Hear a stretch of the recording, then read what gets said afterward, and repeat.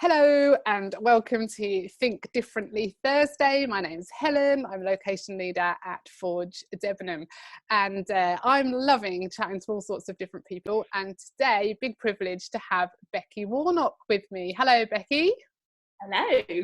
Good to see you. It seems ages since I've seen you. You okay?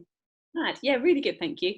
Good. Yeah, great. Now, I know Becky because I work with her on the staff team at the Forge, but actually I haven't seen her for quite a while, long before lockdown, because you've been busy growing your family, haven't you, Becky? I have indeed, yeah. So I've been on maternity leave since November time. So had the little girl Paisley in December. So yes, I haven't been working for a little while. Fantastic. And just tell us about the makeup of your family. Who is in your family? So I'm married to Tim, and we've got 2 boys and Paisley. So we've got Dylan, who's 10. We've got Jude, who is 7, and at the moment he's living 1 week with us and 1 week with his mum. And then we've got Paisley, who's almost 5 months. Sounds like lots of crazy fun in your house. It is crazy, but it is fun. So yes. Good. And your husband Tim works on staff as well, doesn't he? What's his job? He does, yeah. So he looks after all our kids and youth work at the Forge. So he's still working and busily doing all of that stuff. Yeah, doing such a great job. And so tell me, I always want to know this because I think everyone's family is so different, and I know what lockdown's looking like for me right now. What's lockdown looking like for you with 3 children? Yeah, so obviously with having a 10-year-old and a 7-year-old who would have been at school, we're doing mainly schoolwork Monday to Friday. And so we've tried to stick to a kind of a normal week routine. And so we're kind of doing school from kind of anywhere between 8:30 and 9 in the morning till about 2 in the afternoon. And I'm a bit of a control freak, so we've got like quite a fixed schedule. The boys probably I love hate it. Honestly, it's like they probably will hate me. They'll be so glad to get back to school. School. So we've got quite a strict schedule we do between like 9 and 2. But then also that has to be a bit flexible because having a baby when she suddenly needs feeding or she needs to sleep or of course she just needs entertaining and playing with as well. So it's a bit all up in the air. Wow. And then so then after that we let the boys have a bit of free time and they kind of go on tablets and computers and stuff, and we go for our daily exercise. And so yeah, we've kind of got into a bit of a routine. Right, yeah. Feels normal. I am fascinated by the whole homeschooling thing because I'm a teacher, and so I'm seeing that from completely the other side, and like providing stuff for kids to do at home. What's the reality of it? What is it like? Is it important that you've got that routine? Are you finding that the kids are reluctant to do it? I'm just fascinated to know whether you hate teachers because we're sending work, and is it the right work? What's it like in a family? On the whole, I'm actually quite enjoying it. I think I'm one of those people when I was younger loved playing schools and like that kind of thing. So it's are you playing schools, Becky? Yeah. Are you the teacher? Yeah. So we get to play schools. Our boys particularly need routine. Both of them are kind of boys that thrive on that routine, and if that routine's not there, then they would struggle. And so that's probably the main reason why I've been a bit strict on having a routine and having a timetable. And both of them have like responded quite well to that. They're getting on with the work.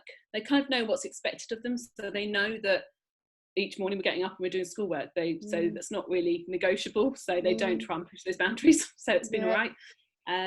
Our school has been great. The school send home kind of 2 weeks worth of work at a time, so that gives us quite a lot to kind of get on with, but also with a bit of flexibility in there. So we've added our own stuff in. So today for music, Dylan's been learning the rap to Fresh Prince of Bel-Air. So brilliant. That's his music work today. So it's been fun at times, and there have been times that have been trying when you know, with maths, when they just don't get it, and I haven't got a clue. Like I'm trying to teach year 5 maths and there's stuff in there I don't even understand. And I think the methods are so different as well nowadays, aren't they? Yeah. Luckily I've got a brother who's a primary school teacher, so we've rang him a few times. I'm like, can you explain this to me? Like, help Dylan with this, help Jude with this. So yeah, so we're getting there. But, good. yeah, Do you make them wear their school uniform, Becky? no. I did see someone on Instagram, their family were doing that. Well, they created their own school uniforms. They designed a school logo and made it on polo shirts, and they've been wearing the polo shirts every day. Wow. But no, the first couple of weeks we chose a colour each day, and so the whole family, we had to wear a colour, or we had to do a theme. But that's kind of been scrapped by now. We ran out of colour. I am loving seeing how people are being kind of creative with it as well. It's really good. No, And I guess, like you said at the beginning of this about the new arrival of Paisley, so of course you would be on maternity leave right now. You are on maternity leave. You hadn't anticipated having everyone at home and doing homeschooling. No. So how has that felt, that maternity has become something really different? I was really annoyed to start with and quite upset by it. And I know, like, it seems really selfish in saying it, but I was like, but you only get that once, don't you, with each child? You only get that once, and that's really important time for her in her development. And so I was really gutted to start with, thinking I've lost that. It's all going to be taken up with schooling and having everyone at home, and so it was almost like a grieving the loss of that. Yes. But I kind of turned that around and just tried to think about it in a different way, of that actually it's a huge bonus and a benefit to share that maternity leave with Dylan and Jude as well. And I didn't have maternity leave in that same way with Dylan or Jude, because I just didn't, because of their situations. And so actually in some ways it's kind of a blessing that this maternity leave can be for all three of them. And I think Paisley will benefit from that in the long run, having her big brothers around with her, and I think she'll find it hard when they do go back to school. Yes, because this will be her normal. She'll be used to everybody around all the time. I even think that at times having other adults around that you haven't anticipated being around, that can even be problematic, can't it? Has it been all right having Tim around all the time? No, can't say no, can you? No. We're thankful that we've got space at home where he can go and work somewhere else, so we're not all in the same room all the time. I think the tricky thing has been learning that he's at home but he is working, and so he's not available as such to the rest of us in the way that you might think, because he's there. And so I've done kind of the majority of the schooling, and he's kind of only just stepped in emergencies when I'm like, baby's crying, one's having a meltdown over English, one's having a meltdown over maths. Do something. But so just learning that he's here but not here. And I guess that must be how it is for lots of people that do generally work from home. It must be hard, that kind of, you're there but you're not there, you're not available because you're working. It must be tricky. I think also it's just the nature of nature of working for a church is it's not 9 till 5, and that's the same at home as well. And so there's not set hours that he's working. Often there's evening calls, and there's he's doing motion Zoom chats and stuff some evenings, and so it's kind of a bit all over the place. Definitely. Now I know you're a family that are really heavily involved and invested in church, so are you missing that kind of physical contact with people and coming together corporately, and is that hard for the boys? We are missing it. It's as much as we love and we think it's fantastic, all the resources that are being made available through the week, it's it isn't the same as meeting together on a Sunday and seeing people, and so we are missing that.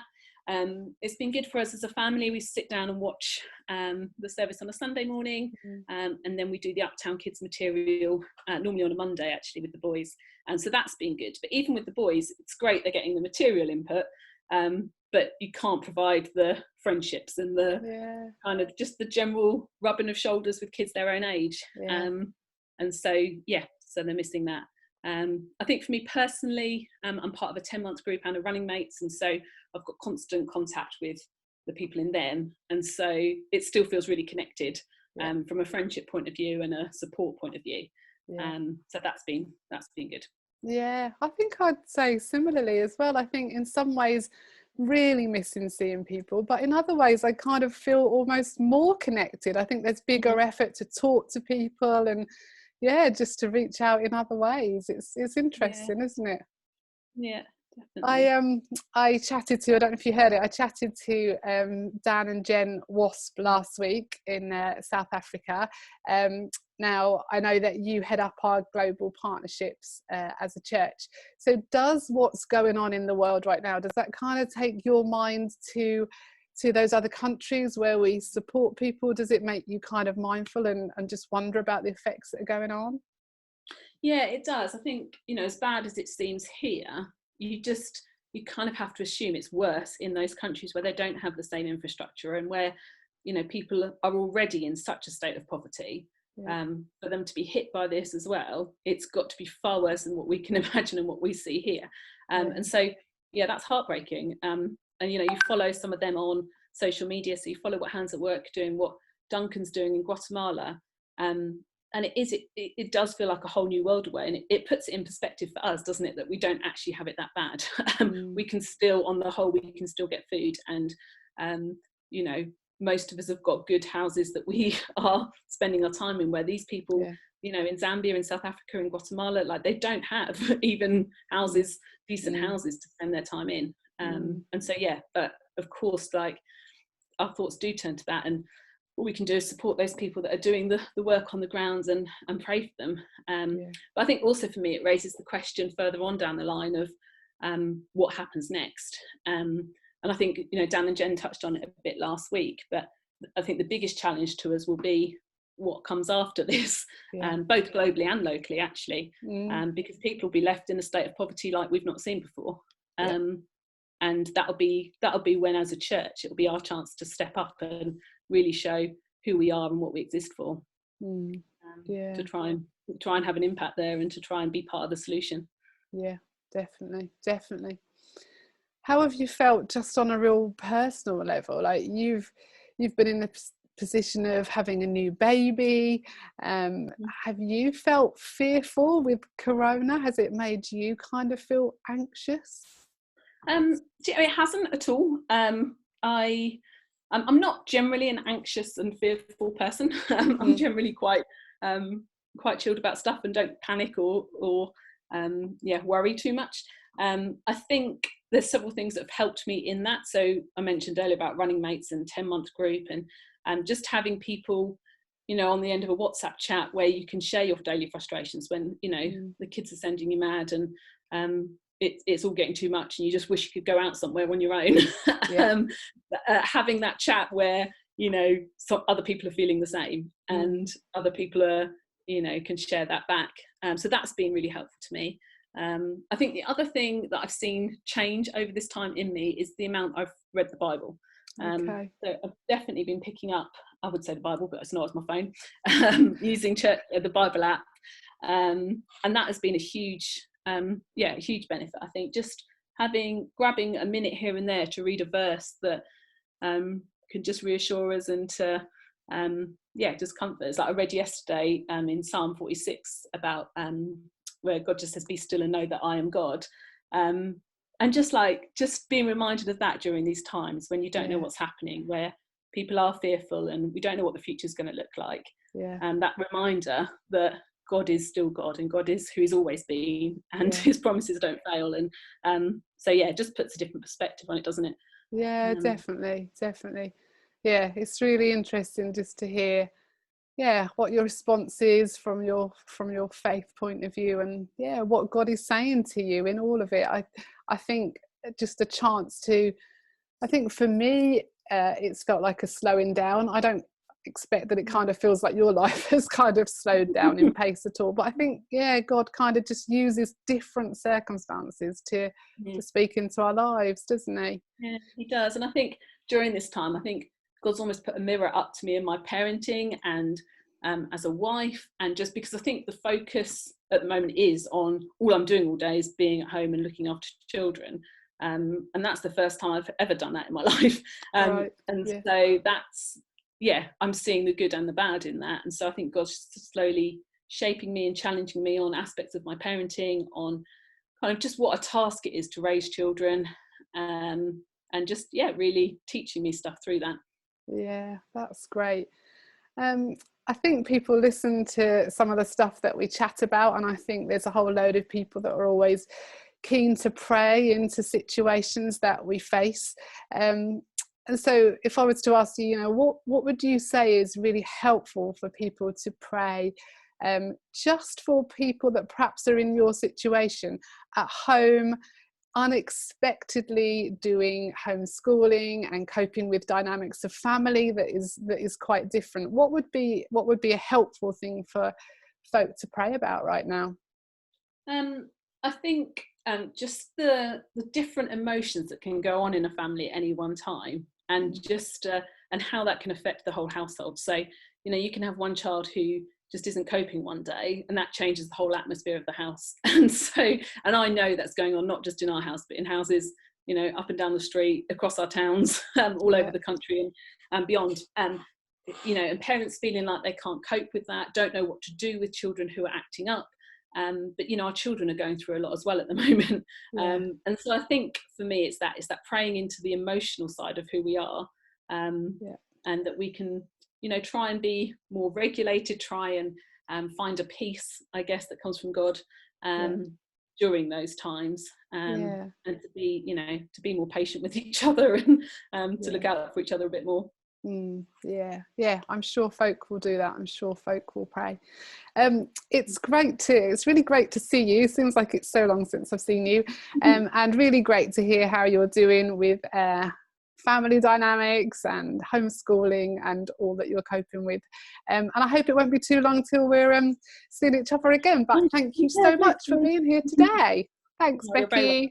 Thanks, See Helen. ya. See ya. Bye. Bye.